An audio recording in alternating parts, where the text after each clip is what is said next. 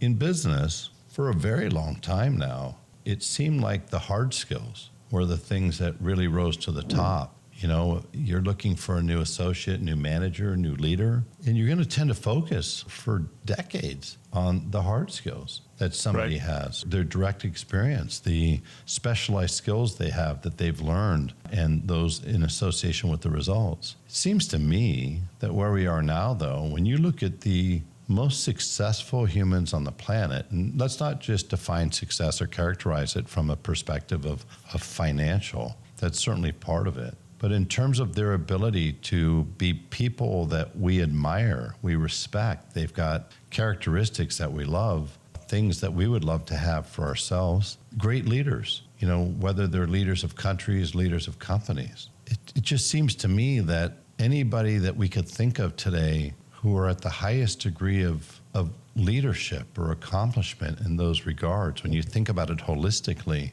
emotional intelligence plays a big role. Because, as I was saying earlier, everything counts, but even more importantly, everybody counts, as you're talking about. And so you may or may not yourself be dealing with mental health issues or anxiety, depression, anything like that. But considering the fact that according to research, 1 out of every 4 people in this world are dealing with some form of mental health issue themselves, and they certainly are going to be prone to know somebody. They probably have, if they don't have it themselves, it's possible they have somebody at home. Right. So doesn't those soft skills that go into being a great leader, things like empathy, things like understanding, things like emotional intelligence, which is the emotional intelligence, I think, that drives people's obsession to want to do the right thing, want to take care of their teammates, want to take care of clients. My question, I guess, is from everything that you've experienced personally and everything that you've gone through during the course of the last 15 years of creating this book, how much does emotional intelligence matter today in terms of being able to take on these types of wanting to learn how to leverage fear dynamics? I mean, fear and stress, anxiety. How important is it for a leader, do you think, today in dealerships or in other businesses? I think the emotional component is even more important and probably gets more important every day as you move forward. Part of it is, I think, the environment. There's so many different factors. There's a lot more input from any number of places. So a lot more knowledge and other things that you are actually processing. And I think you need some emotional intelligence to understand what is worth focusing on, what can you just sort of let pass by and go on. So I think there's a large part of that piece of it. There's, things are also moving so much more quickly. When I started practicing law, the fax was the greatest thing in the world.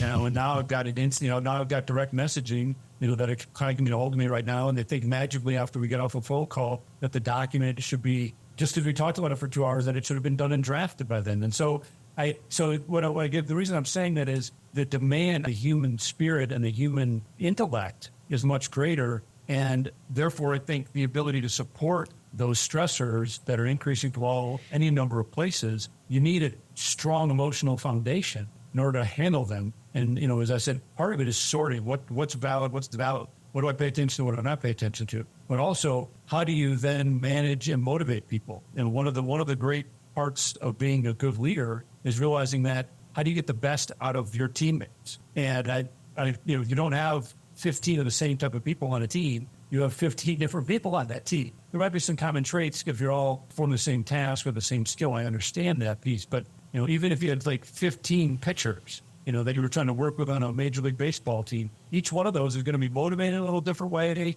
Or if you have 15 accountants or whatever it might be, you have to understand what might motivate them, what might be a distraction to them, what do they care about, how do they engage, how do they even view the project? Someone might view the project as a very simple math exercise. Someone else might be thinking of it as a theoretical issue, and I want to understand how this formula works. Then I'll put the numbers into it. You just have no idea. So the emotional intelligence, I think, is extraordinarily important because you have to figure out how to interact with every single person on that team or every person on a project in order to get them to all work together to achieve that common goal.